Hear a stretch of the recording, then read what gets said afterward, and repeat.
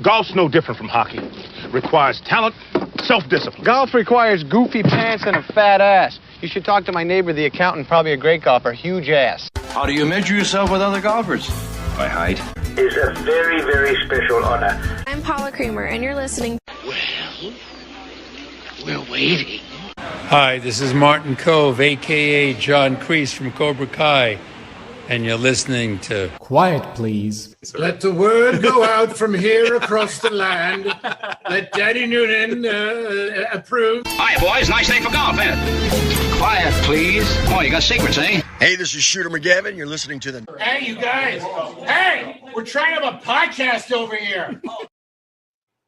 Welcome. You have found Quiet Please, the Golf Podcast, our weekly show, as we try to bring you the men, women, and stories about the golf industry, how it's changing, shaping, all things relevant. I'm Allen DePuy, and as always, our panel got everybody back together. Kind of. We're missing our resident historian this week, but he's got good reason. To my left, Mr. Brendan Elliott. Hello, BE. Good evening. Tip of the hat to you as well. Very good. Sporting the golf sucks hat. Yes. Oh, that's like for that episode about my golf swing we'll talk about later. Not that anybody cares. Andy Hydorn. Hello, Andy. Gentlemen. Yes. And he is known as Prettiest Podcast, but now he's sporting. If you're watching us on YouTube, he's sporting a nice little beard. He's now the most handsome golfer. No one can rock a beard better than Allen DePuy. No, because that's legit what you've got going on right there. Yeah, pretty and beard do not go together. No, it doesn't work anymore, Chris. Yeah. Hey, I started it a few weeks ago. Just kind of kept going. Like it. I got past the itchy phase, and I think it's going to stay. Oh, it's good. Engagement photos. Yeah, you passed the itchy phase. You're good. Yeah, well, I have engagement photos coming up, so this will be going away for engagement photos, unfortunately. All right, well. Fight for it, Christian. Keep it. So, boys, last week, Pat Bradley on the show. Amazing. I mean, just amazing stories she could tell. And this week we're talking ladies U.S. Women's Open. We're going to be talking a little about a Scottie. And I want to bring you up to speed because, like, I'm sure everybody cares. My golf swing changes. So, Andy, how good is Scottie Scheffler? Yeah, obviously the answer is he's just immensely good, right? Like generationally good. But I kind of feel like the interesting thing with him is figuring out why.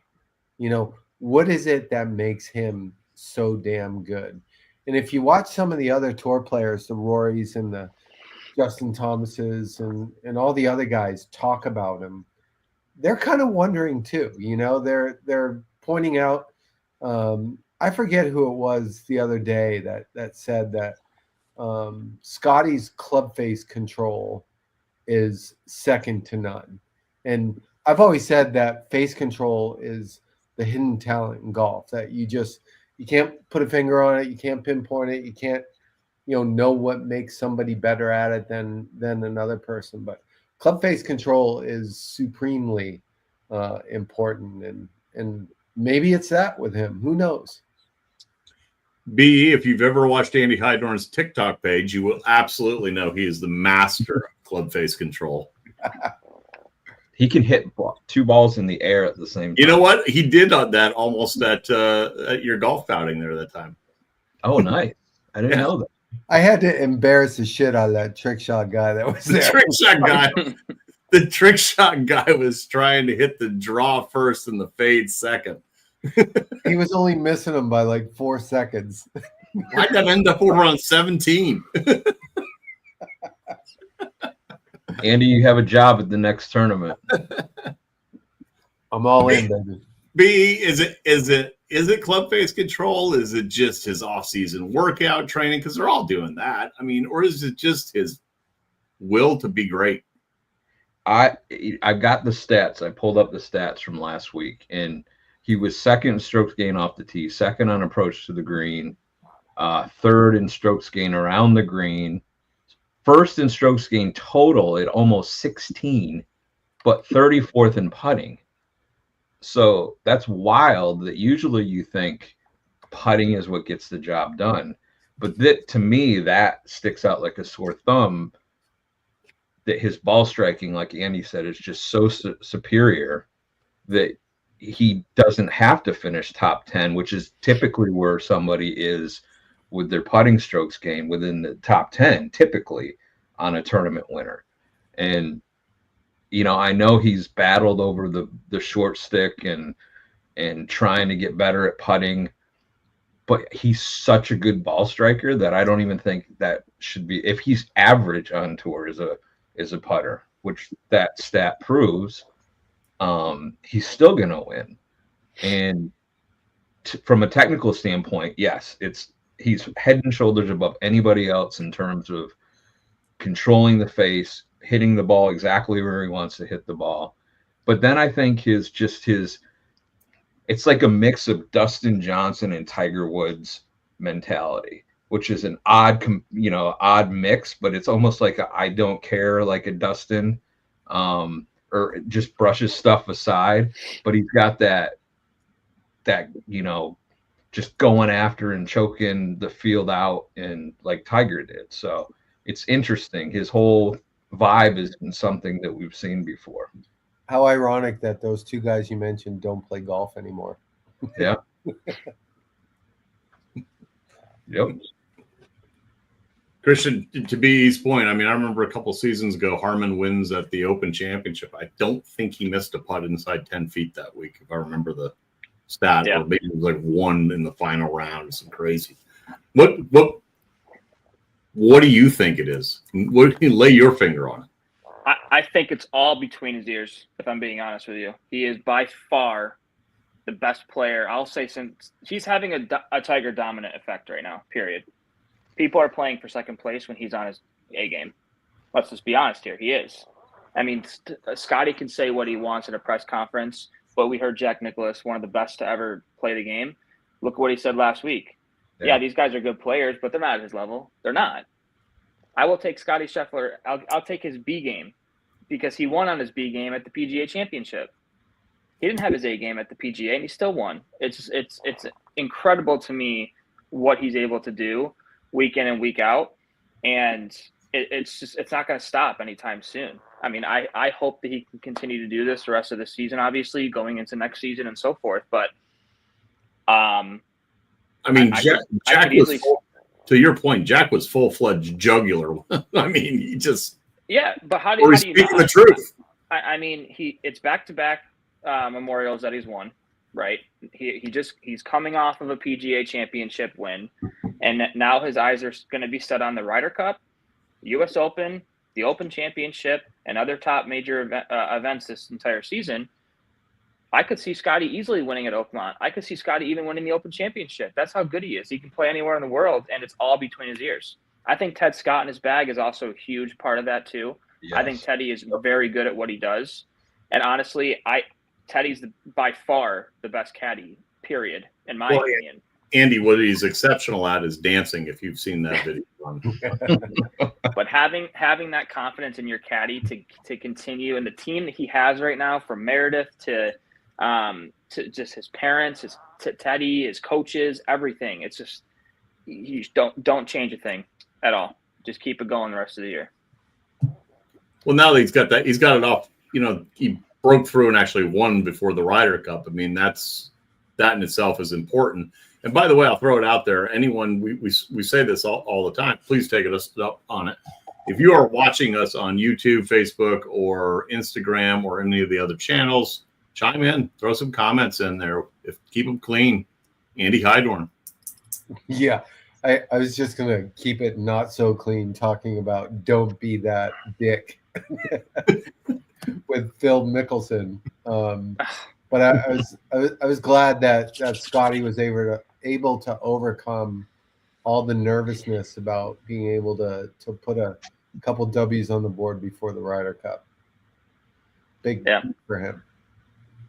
You know, I was just thinking when Christian was talking about his team, he's just so grounded, and I'm not big on religion, but I know it's important to him.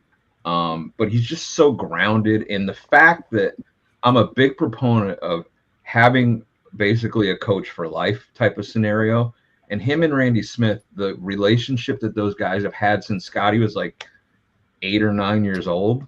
I mean, to me, you look back at Tiger, and I still think that Tiger's was the best technical golfer, best, champion golfer. He doesn't have all the numbers that Jack has.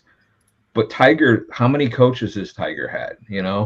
I just don't think that will ever happen with Scottie. Inevitably something will have to change because Randy's not, he's not super young. But I think having that solid foundation is, to Christian's point, is why he's so strong mentally, because he has the support system that a lot of guys search for. It's everything though. Like he's the best he's the best ball striker in the game today. It's not even comparison. It's not even close with how good he is, in my opinion. Like you can make the argument for Rory. Obviously, you can make it for maybe Xander when he's on, or Bryson right now. But let's be honest. He's not even close. Nobody's close to beating him right now. Period. Nobody's even close to in the world golf rankings. He has a substantial lead of number one. It's not even close. And I would add, I think you guys both hit the nail on the head. I think his team is really important. But I also think that, and I don't mean this in a bad way, he's a simple man. Yeah. Tiger was so complex. He had so much crap going on, and it led him astray. Scottie just seems like a simple guy. I think that's his superpower. I would agree with that. I think that goes back to being life compartmentalized and because he's happy. Hey, I walk off the golf course. I don't think it's an act. He picks up his kid with poop on his back, and that he's a dad at that point. Yep. Yeah. He may be fuming. He hasn't been the last few weeks, but he may be fuming. But guess what? There's something bigger for him. Yeah. I just pulled up the world golf rankings on my other computer, and you look at the top 10 players in the world, and he could beat any of these guys on his B game right now. Bryson, Hideki, Ludwig has been playing well, obviously. Sepp, Russell Henley, shocked that he's top 10 in the world, but JT, Colin, Xander, and Rory. Any of those guys right now, if Scottie's on his A game, they're all playing for second. Period. I can tell you somebody who he can beat, no problem. He could probably beat him with his eyes closed. He might even be able to beat this guy with 2 clubs, and that's Phil Mickelson. I'm gonna give you a 4-iron and give me a putter, and I guarantee you Scottie will beat Phil Mickelson. I am going to give you a little banter back for a second. I think him on his game, Rory on his game, it's a good match. I agree. Yeah. Rory it comes down to putting, though. Rory come down to the putting. Rory B swings at all. Scottie B swings. I don't think Rory gets it done. No. Yeah, I agree with you, Alan. I think the thing that makes Scottie so amazing is that, there's not many weeks where a guy wins with their A game. It's just not what happens. Most of them manage their way around to a victory, and Scottie just seems to be better at that than everybody else. But when they do have their A game, who's going to beat Scottie? Rory's A game is pretty damn good. Xander's A game is pretty damn good. So those guys can be there, and they can certainly give him all he can handle. But 2 comments from the audience here, Mr. Hydorn. A, our good friend Michael Booker. He is very good. We agree, Mike. But we're going to talk about this one maybe a little bit later. I just joined. How's Andy's solid finish at Carlton Woods Invitational? Yes, sir. Well, before we talk about that, Mike Booker shot his age in the Carlton Woods Invitational yesterday. How about that one? Nice. I mean, like, let's be real here. The dude is a freaking legend. I mean, my dad shoots his age because he's 86. People don't shoot their age competitively. Can't wait to be 86 then. Yeah. I hope I live to see 86. My age the other day. I just think it's amazing. In Stand 9 holes. Oh, all right. Let's move a little north west of the Memorial, and let's head out to Wisconsin. And I know Andy's got this one teed up, golf pun intended. In our group chat, I literally threw it out there. We're talking actually about Scottie, and I said, no, I'm watching the ladies because I thought it was better drama. Or was the drama the golf course? Okay. I'm on the tee box with this one. I'm standing out of your way. Honestly, I just think that golf, that sort of golf course, that sort of design is contrived. It's too much. It's not fair. I mean, it's too much. I think history will show us that the Erin Hills designs, 30 years from now will be laughed at because they're trying too hard to make it crazy difficult with, these greens that sit up 20 feet off the level of the fairway, that they slope down in the front, the back, the side, and the greens are so hard and fast that you can't keep a ball near the hole. Like, to me, that's not even really testing the best players as much as it is who can escape, the booby carnage. Yeah. Carnage. Yeah. So that's not really the way it's supposed to be. So I want to focus on, because I watched it, and I'm going to focus on two holes in particular. Number 14, par 5, reachable. Some of the ladies were reaching it with an iron. At 14, that flashed it up. The last I saw was for the week, it played 91 under par. The rest of the golf course was 890 over par. However, that hole became just silly to me. I saw a hybrid come in, hit the bank in the back of the green, and roll 25 yards off the front of the green. That's silly. Yeah, I'm fine with fake fronts. I'm fine with runoff areas. I'm fine with all that, but that's a little silly. I mean, there was I can't remember. She was major champion. She literally was playing ping pong on like number 16 or 17. Rolled it off to the right, 30 yards down, back over, back. It was silly. Was that Choi? Is that Choi? I can't recall. Yeah. What's your other hole? You got 14. Well, the other one I just thought was silly setup was 18. 18 was ridiculous. Yeah. And here was my. I mean, Nelly goes after the pin, draws it in there, and it's not because I'm rooting for Nelly, not at all. I just thought it was silly. She goes after that flag, and I'm sure somebody may chime in and they'll say it's risk reward, but she hits her trusty little 7-wood, and it hits maybe 5 feet, 10 feet past pin high, over the back of the green, 30 yards down the embankment. She hits it back to the top of the hill because she has to be so delicate trying to gauge it. Runs right back to her feet again. And I think she managed to make 6 or 7. Can we say this too? Because this is the other part that bothers me. You have these huge runoffs, right? And the ball trickles down, 30 yards and 20 feet in elevation into a brutal lie in the rough. Right. Like, I mean, it's too much. And I think it's to me, like, if you look at the old course, right, and all the little nuances of the old course and how people have tried to recreate some of that, contemporary design style, and it's like on steroids, and it's too much.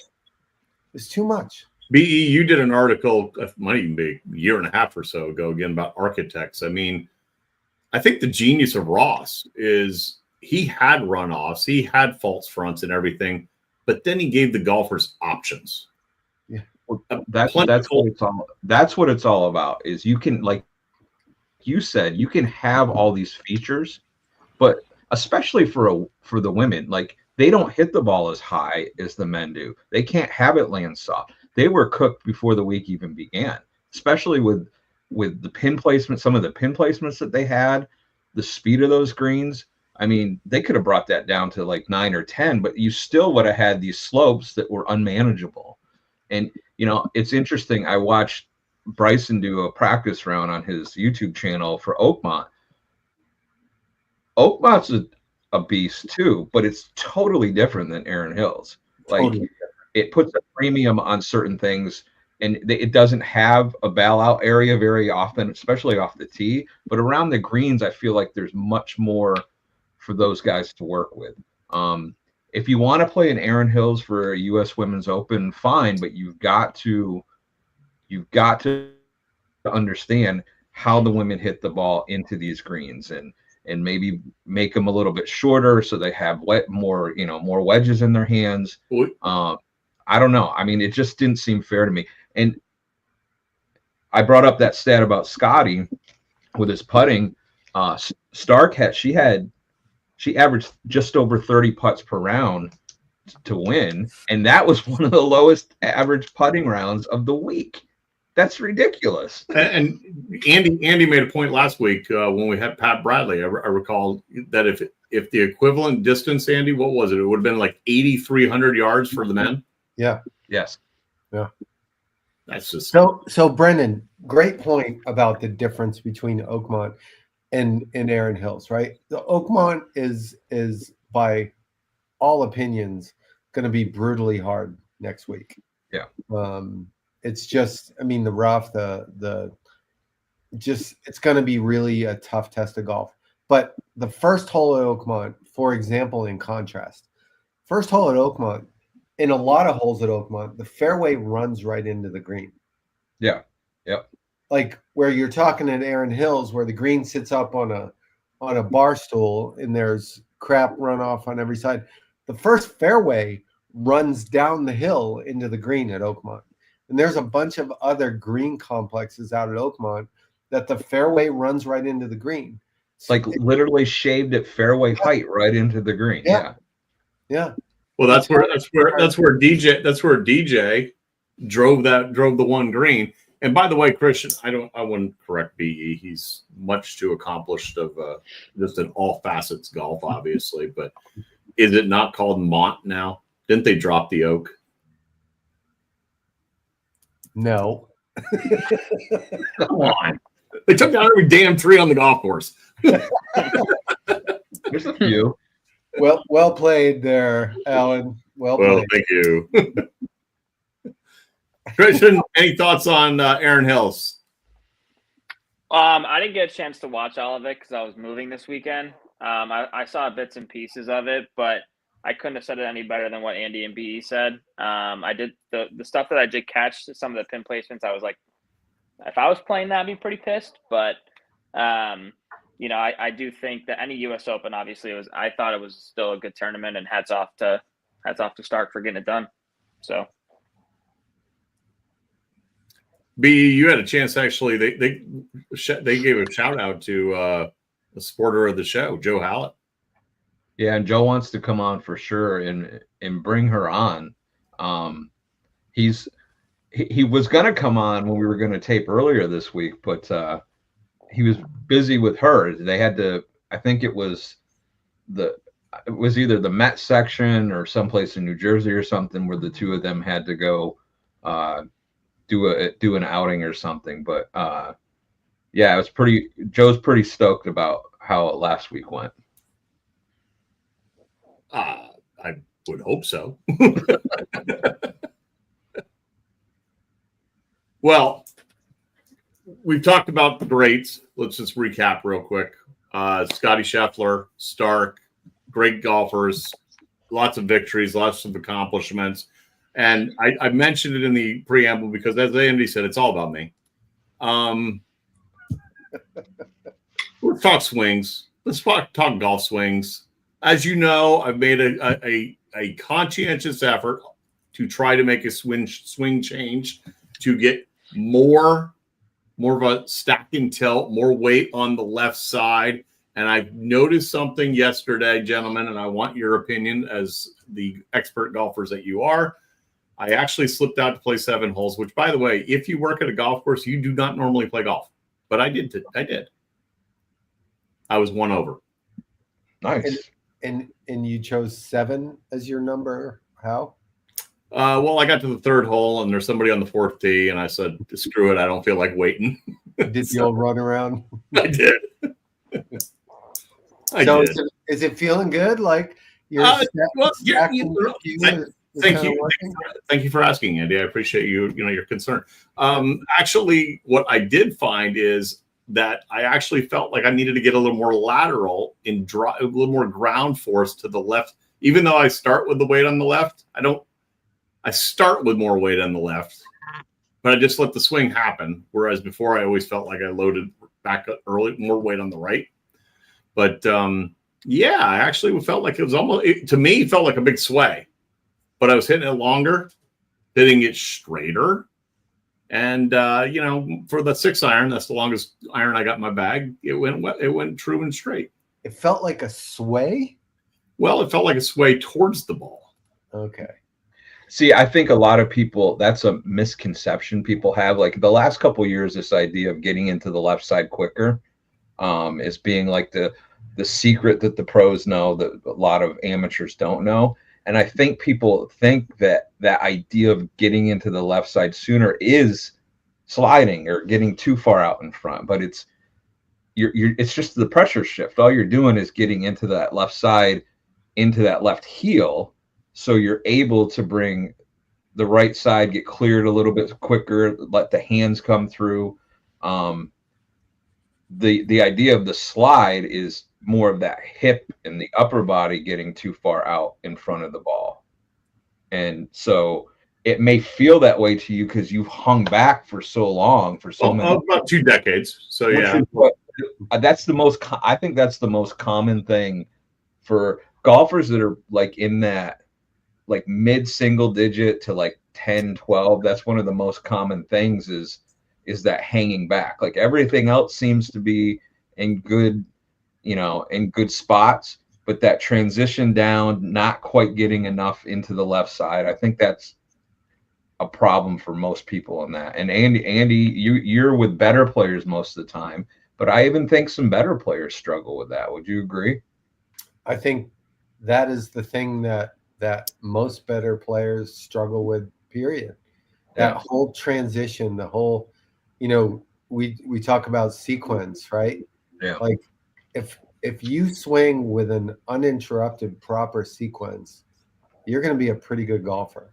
Yeah. But I think in most cases, people interrupt that sequence and, get a little out of order and then it's all bets are off, and that's when golf becomes really, really hard.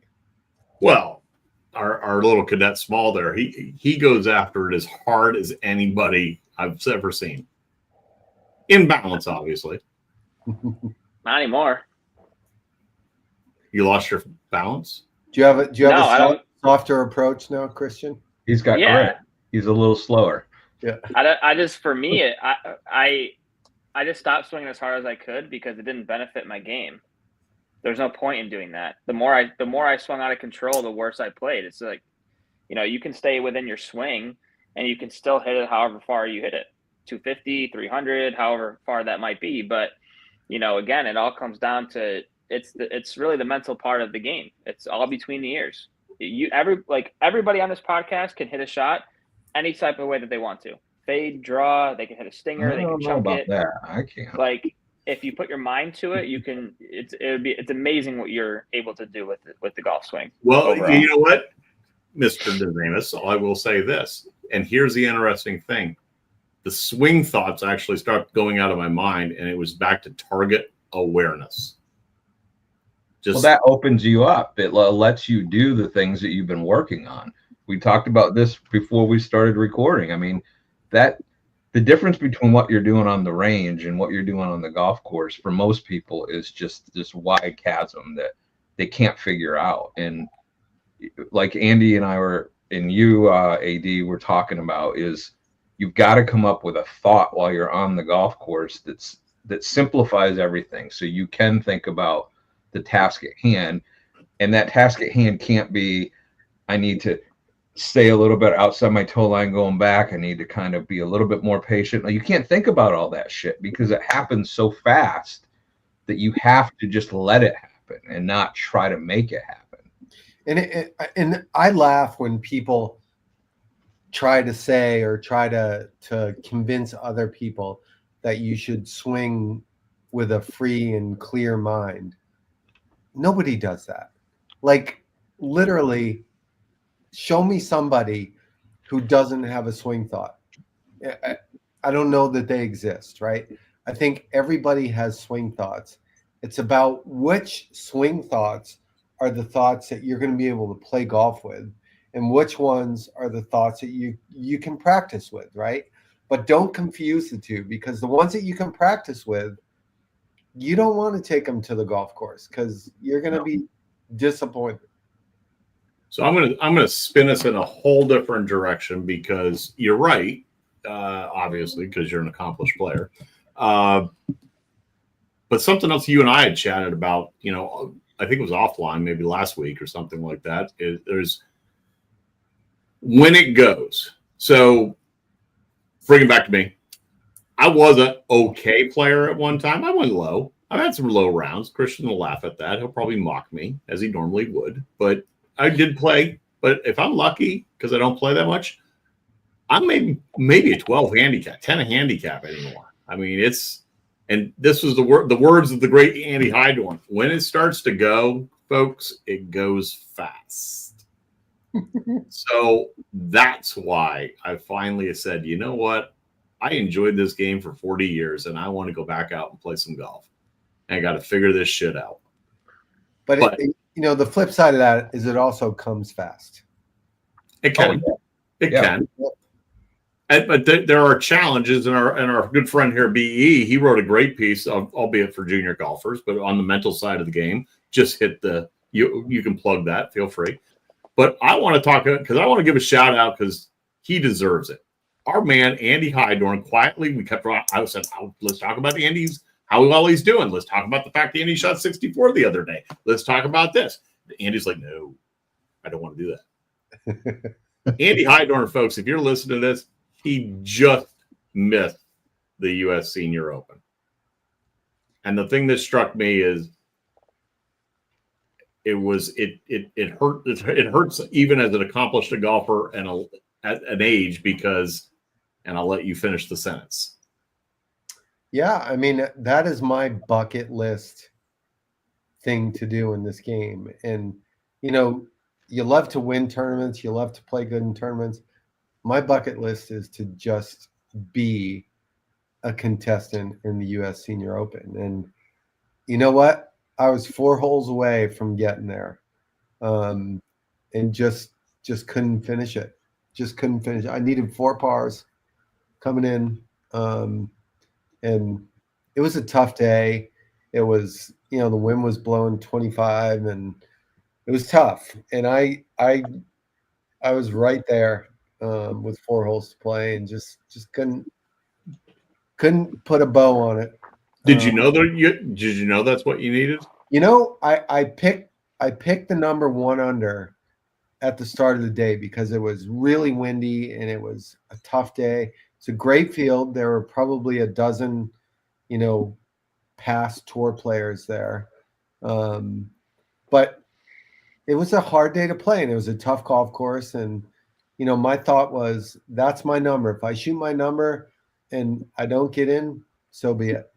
But that was my number, and I was right. It was 1 under that got it done. Go ahead, Chris. I got a question for you. What was one thing that you learned from that day? Like being in contention, having a few holes left to play. Would you have changed anything differently with your approach the last couple holes? Just for people that are listening, obviously. It's a great question, right? So I'm sitting there, like I said, I'm 1 under. I'm on the 14th green. I got a 5-footer to go 2 under, which gives me 1 shot to play with over the last 4 holes. And I hit a poor putt. It missed low and left. No tragedy, but it would have been nice to make, right? So I walk up to the next tee, which is the hardest hole on the course, and I'm not settled. I needed to take a breath and face what was in front of me, which was a really hard tee ball, directly blown in your face, all kinds of trouble on the left. I mean, a hard tee ball and a hard hole. And I just wasn't settled and yanked it in the rough, was blocked by the trees. It made bogey, but back to your question, Christian, I think the thing that I'm learning is that there are times where you need to just step back, take a few breaths, and kind of restart. The ebbs and flows, the ups and downs of what's going on internally during a qualifier or a tournament, whatever it is. You go through highs and lows, and whether it shows on the outside or not, you need to level set every once in a while. And that was the point. That was the hardest tee shot of the day. I needed to level set, and I didn't. B. Well, I think that Andy will get this done one of these in the next year or two. How old are you, Andy? 60. I'm running out of time. Like this is senior amateur golf is 55. Senior open is 50. So I'm already an old person in that group. So back to the point about when it starts to goes. I mean, you're playing with ex-tour players. Guys that have actually won. Those guys that have won on tour in the field.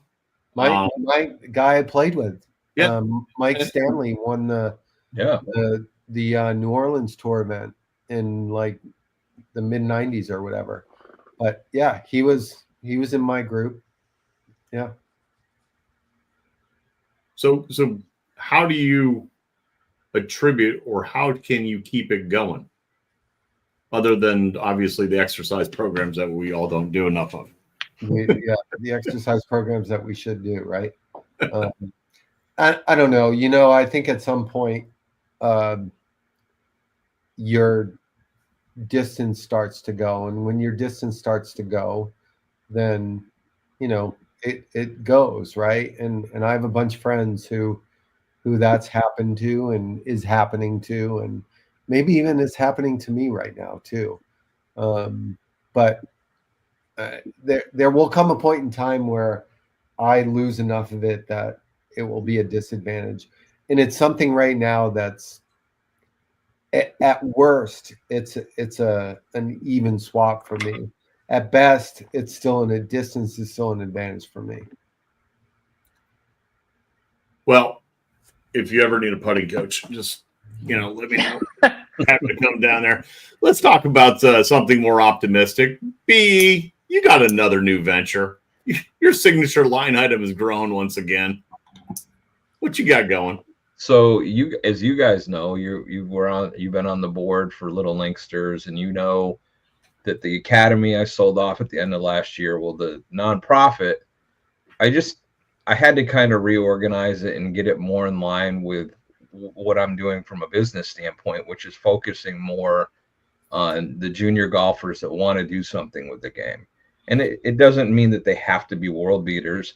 It could be just making a high school team, or it could be trying to get a D1 scholarship, or even for the 20 somethings that want to play professionally. And one of the biggest things that is a hurdle in this game especially is the financial aspects. So it's still the Little Linksters Association officially, but we've DBA'd it as the Breakthrough Golf Alliance. and we're focusing strictly on raising funds. 100% of the funds that we raise go into helping someone that wants to achieve more in the game, that has the talent, but just for whatever reason, coaching is too expensive, equipment's too expensive, tournament fees are too expensive, travel's too expensive, and we want to help those teenagers and even 20-somethings try to, fulfill that dream that they have or extend that dream a little bit longer. So whether it's financial assistance through different fundraisers we do, or even manufacturers that may be listening that could help in terms of getting equipment in these kids' hands, and we'll make them, fill out a bio and put their info out there and their tournament resume. But that's kind of the new direction that we're taking with this nonprofit. Love it. That deserves the golf clap. Oh, thank you. I think that's awesome. Absolutely. Christian, 18th green. Final thoughts for me are, I always love getting together with the guys, and I will Where be back are you next this week, by the way?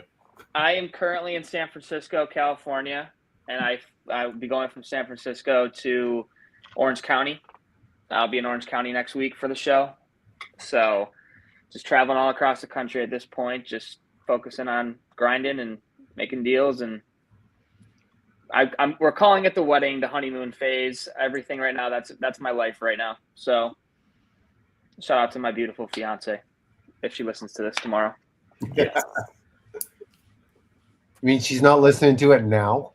No, my soon-to-be mother-in-law flew in for the weekend because we just moved into a new townhouse. So got a whole backyard now for the pup and all that fun stuff. So she wanted to come down and see it. So me being gone 2 weeks, it was just it was nice. Mr. Hydorn. Okay, I have multiple thoughts, of course. I'm stunned. That is so predictable, isn't it? So the first thing I want to say, just quick, is how much I really appreciate the guests we've had over the last couple weeks. Having Pat Bradley on, having Laura Davies and Trish Johnson on was really awesome. And putting them on the Quiet Please hot seat, asking them those personal questions about their golf life and their golf game. It's just such a cool thing. And all three of them were gracious as could be. And it's really pretty cool to have that. My main point this week is there's a lot of chatter about putter designs, and our friends at Lab Golf, have been extremely successful with some of their designs. And people are getting all panties in a wad about, the Odysseys of the world coming out with putters that look like a lab putter. And, all I can say to that is it is incumbent upon an inventor to protect his intellectual property. And in a lot of cases, there is nothing that's protectable, especially in a putter design.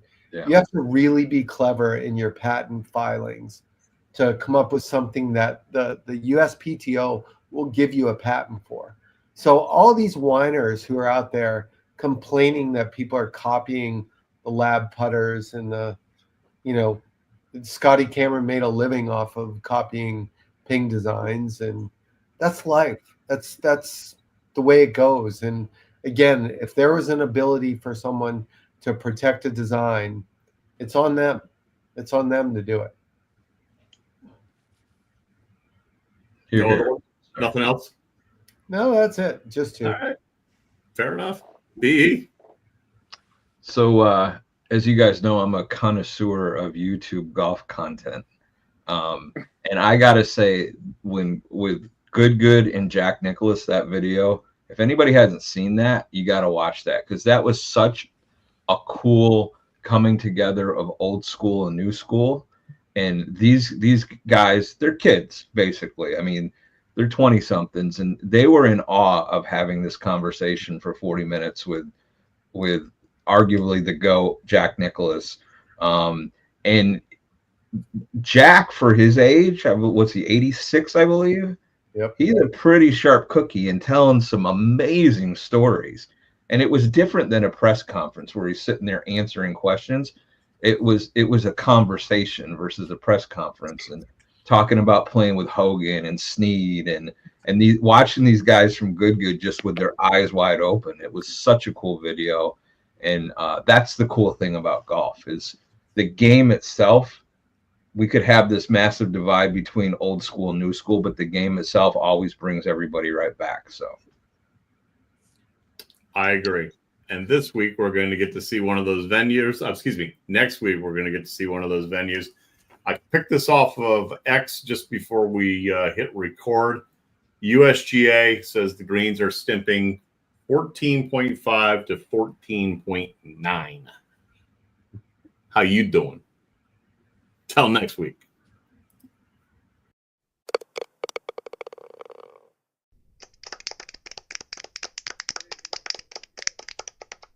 You only have one opportunity to sell your golf property. Shouldn't you partner with an expert that offers you 30-plus years of golf industry experience, combined with the reach of a global leader in real estate? Colliers International Golf Brokerage and Advisory Services understands your unique business needs. Whether it is brokerage, management, and consulting, be reassured that the market leader in the business of golf is providing you the real answers and practical solutions you deserve. Contact Golf Talk Live co-host and Colliers Golf Advisory Services member Allen DePuy today at 717-554-8519. That's 717-554-8519.